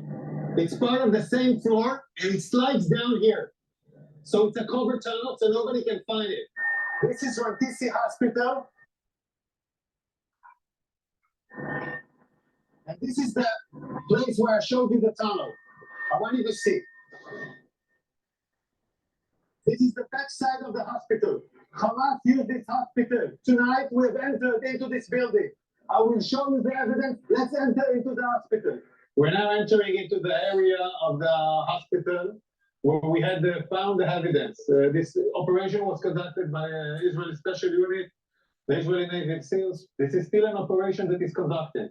And I'm showing you the first evidence to see. This is part of the footage from CNN. We're now in the area of the basement of the hospital. I want to show you a room where we found all the gear, the operational gear of Hamas. Hamas is using hospitals, like we showed the evidence in Shifa Hospital. In other hospitals, we are now seeing it in live in Rantisi Hospital. An operation still conducting right now. Look at what Hamas is holding inside the hospital. I want you to understand, this kind of gear is a gear for a major fight. These are explosives. These are vests with explosives. Yeah, it's a body vest for terrorists to explode on forces. Among hospitals, among patients, we have hand grenades, Kalashnikov, and then we have the RPGs. People shooting RPGs from hospitals. This is Hamas firing RPGs for hospitals. The world has to understand who is Israel fighting against. We're now in the basement, and in this basement, we found a motorcycle. They were all used in the massacre of the 7th of October. They even have bullets in this motorcycle. So they came back from the massacre on the 7th of October into Rantisi Hospital with hostages on a motorcycle. We're still researching this. Yards from here, we find the chair, a woman, clothes, and a rope. A rope next to the legs. And look above this. Look above it. It's a baby bottle. It's a baby bottle in a basement. Above a World Health Organization sign. This is a suspicion for an area where hostages were being held. We're now looking at an infrastructure. You don't need to build something improvisedly in a hospital in the basement. Unless you want to hold someone in the basement, you don't want anyone to see it. Again, we're in the same basement, and here we see diapers, and we see, I don't know, maybe something. We see diapers. I want you to see this room. It's in the basement of the hospital. We can see this area is a closed area from the rest of the hospital. We can see the ventilation air that was done improvisedly to this area. And we can see infrastructure that was built in here, toilets, shower, a small kitchen, will provide the terrorists their needs. Also conduct a hideout where terrorists take hostages and hide out. Now we'll show you now the evidence. You're now entering into the room where we suspect the hostages were being held. I want you to look at this room. People are putting curtains with nothing above, just walls. No reason to put your curtain unless you want to film hostages and deliver movies. And now we'll show you more evidence. In this room, if you're a bleeding heart liberal and you're not paying attention to what's going on with these hospitals, you're a fucking asshole. I'm telling you, Esau, his head needs to be chopped off.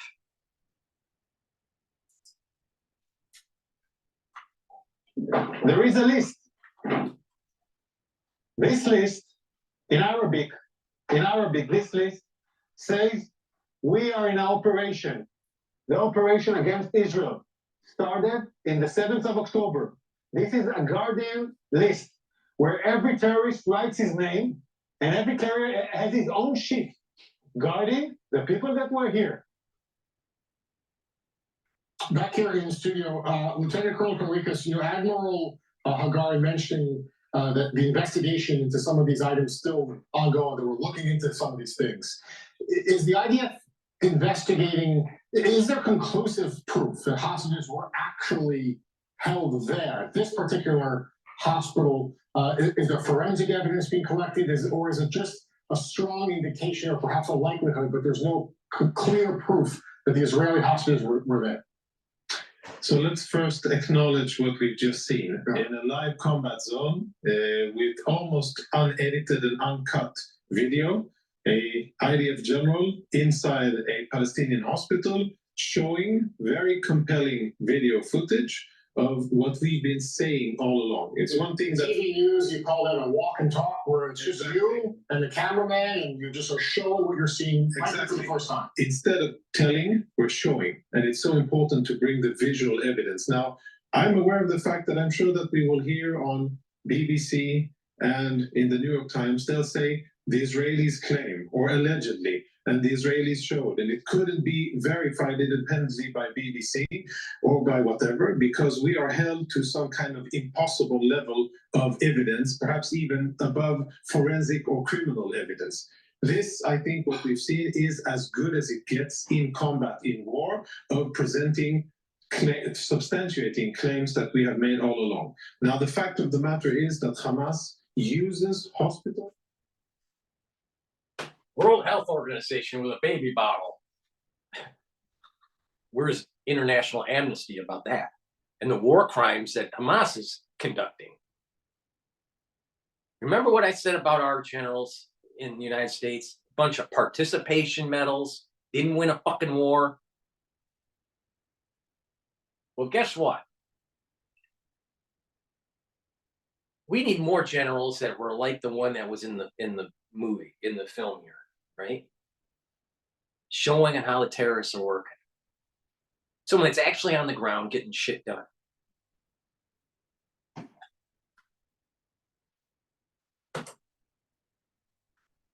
Hospitals systematically, not a one-off, but systematically relies on hospitals as combat infrastructure. Lantisi is a small example. Shifa is much, much bigger, much more complex, deeper underground. And this video that we've shown isn't about the extraordinary infrastructure that may exist underneath Lantisi. This is just part of the hospital, which they most likely converted into a holding area for hostages. Now, we don't have forensics yet. We haven't. I'm not aware of DNA results or tests or anything else that we've been able to do. I'm sure that that is in the work, and once we will have information about it, as long as it doesn't compromise our efforts to get the hostages out, we will share that information.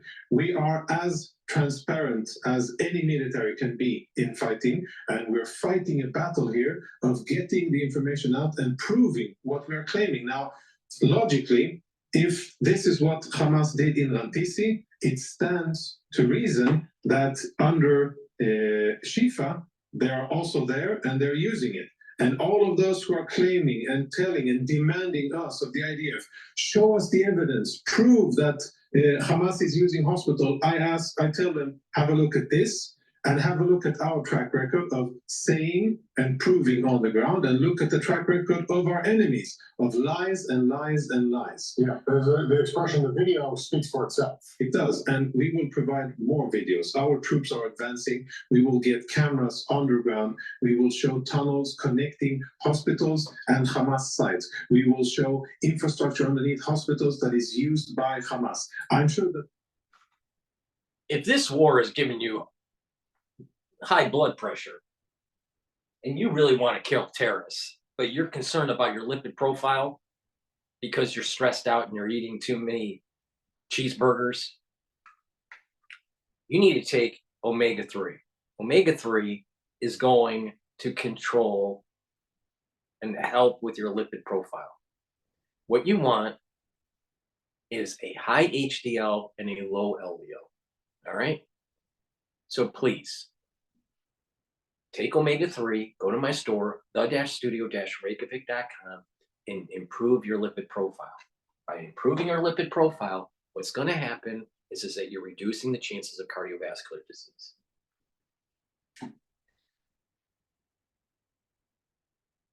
Lignans. This will help improve your immune system and your hormonal health for males and females. All right? By improving your immune system on a regular basis, what's going to happen is you're going to be able to target those cancer cells, improve that natural killer cell, and improve that CD8 positive cytotoxic cell. So use this as part of the protocol to boost up your immune system. This is a powder. You put it in water or a smoothie, or I put it in hummus every day with my probiotic. And what will happen is that you're going to improve your health. It's a great way to add that to the protocol. You need to take magnesium and zinc every day. But when you're in the cold season and you're not feeling well, you need to double the dose. It'll help to to clear the infection quicker. But you want to help boost up your immune system. Have you noticed there's a theme here? By taking the proper supplementation on a regular basis, you're going to improve your immune system, and you're gonna get a lot healthier. So please go to my store, the-studio-regev.com, and get your magnesium and zinc. This is PNN. Sure that they're busy cleaning up now because they know that we're coming and they want to cover their tracks and make it less obvious what they were doing, but we will find the evidence and we will show it. And then I will be waiting for those journalists who have been screaming out, show us the evidence. I'll be waiting to see what they have to say then. Lieutenant Colonel, I want to ask a question just about the situation in the north and return our eyes to the northern border. Hezbollah attacks continue. Sadly, soldiers have been killed, civilians have been killed by the Hezbollah attacks. The IDF data shows such a dramatic decrease in rocket attacks coming out of Gaza, more than an 80% drop in the last 4 weeks from IDF data and rockets. We're going to go into a breaking news announcement. The Dow is up over 500 points. As of right now, S&P 500 is up 87 points. If you actually paid attention to what I was saying about the fib sequences on those graphs that I've been doing, right? And you've been watching those videos, it did exactly what I said it was going to do. So not only should you be paying attention to me during the crisis that we just went through, but what's going to be happening with the post-crisis and what's going in Israel. And oh, by the way, pay attention to me what I'm saying about what's going to happen in the market. Because that's actually happening. Who can do that? I don't think many people can. Actually, I don't think of anyone could that you listen to. Campbell can't. Campbell's just starting to realize that blood pressure can increase when you have problems with your lungs. All right, Dr. Campbell. Martin, he can't do it either. And guess what? Neither can neuroscientists or IT professionals. Out of Gaza, but Hezbollah continues to attack. Is this the new normal in the north for now? I wouldn't call it that. What's happening is that Hezbollah is aspiring to keep things at a certain level of tension. They don't want the northern front, our northern front, to be quiet and stable. They are trying to divert Israeli efforts from focusing only on Gaza. They're trying to split our military capabilities. Our answer to that has been very clear. Lieutenant General Herzi Halevi, the chief of staff, told Hezbollah and Lebanon and the Iranians that up until now, with all of the fighting that we've done, with all of the bombs that the Air Force has dropped on military targets in Gaza, we've used far less than half of the standing capability of the Air Force. And there's much, much more. Planes are ready, bombs are attached to the wings, and they are ready to launch if Hezbollah will escalate the situation further. There's another thing. You mentioned the Israeli casualties, each and every one of them, a world within of its own, and extremely sad. 2 civilians have been killed and 6 Israeli soldiers. Hezbollah has more than 80 combat casualties, all of them battle-trained militants of Hezbollah that have been trained and have arms in their hands, and they've been trying to fire anti-tank missiles towards Israel. That is a factor as well. And what we're telling Hezbollah is, this is us not yet attacking. This is us only defending. And if you, Hezbollah, will make the choice to escalate the situation, you're going to be bringing Lebanon into chaos and destruction. That will be on you. You are the aggressor here. We're only defending ourselves. Are wondering, what is that tipping point? What, how many more rockets, how much further into Israel, how many more deaths or injuries? What is that tipping point that you're alluding to? Yeah, so I think that the Minister of Defense gave an excellent answer to that. He was asked, and I'll use his words. Once you'll see hundreds of targets destroyed in Lebanon, you'll know that Hezbollah has reached and crossed that tipping point. Until then, I don't think it would be wise to advertise ahead of time where exactly our tolerance is. I can only say that Hezbollah is conducting very dangerous brinkmanship, and they are jeopardizing the future and the well-being of Lebanon. And it is, I think, within the interest of everybody, all of the stakeholders in the region, to curb Hezbollah's violence. If they don't want a regional war, one that will be catastrophic for Lebanon, it will be bad for Israel, but it will be catastrophic for Lebanon.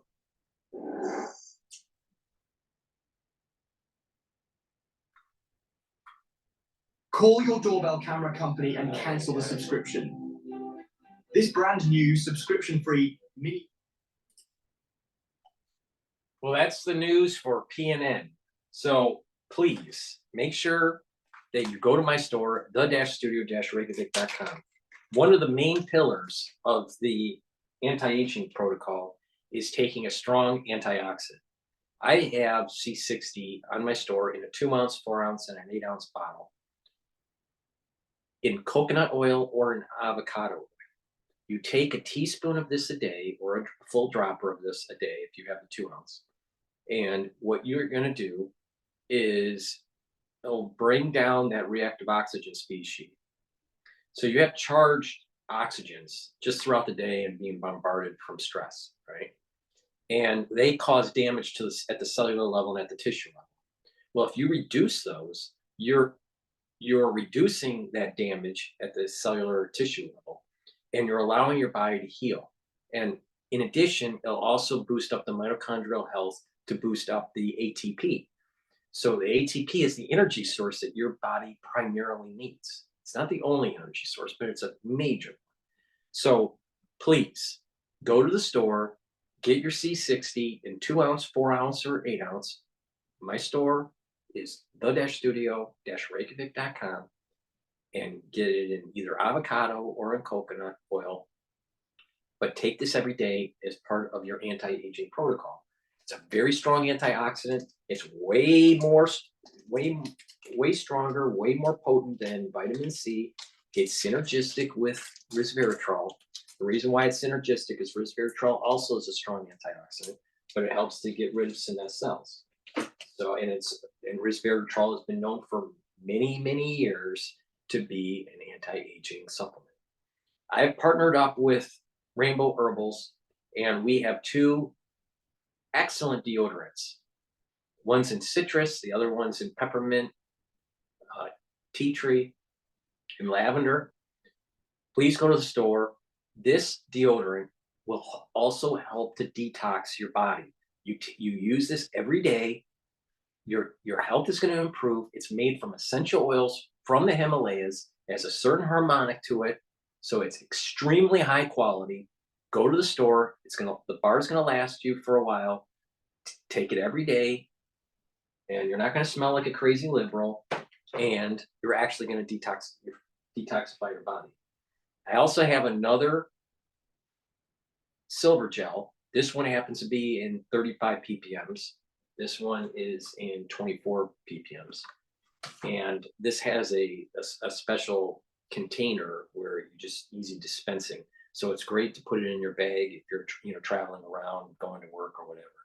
So you use this the same way. You put it on your hands, around your mouth, around your nose, around your eyes, around your ears. Helps neutralize pathogens, especially during the cold season. It also can be used as a skincare product.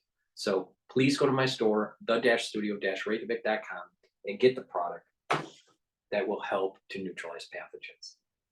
I have many products on my store.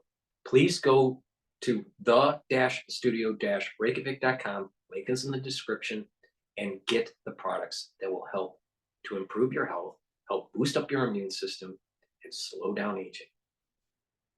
Please subscribe to all my channels. I have 3 YouTube channels. Please share the links and ask your social networks to subscribe. The stuff that I have to say is really important, because guess what? The next crisis, there's going to be another weapon system that will be released. And you're going to need someone that actually can walk you through it, because there's a lot of stupid people out there that aren't paying attention to the increased risk that is starting to arise.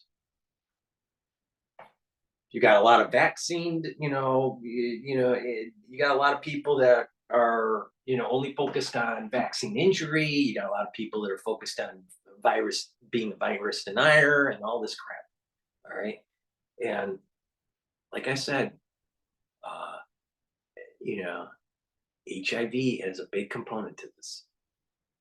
You know, staying generic. All right. Please subscribe to all 6 of my channels. All the links are in the description. I have Rumble, Bitchute, Brighteon, 3 YouTube channels. Share the links. Get your social network to subscribe. I am censored. And what I have to say is more important than anyone that you fucking listen to. All right? Because I am more accurate on a lot of the landscape of what's going on. In addition,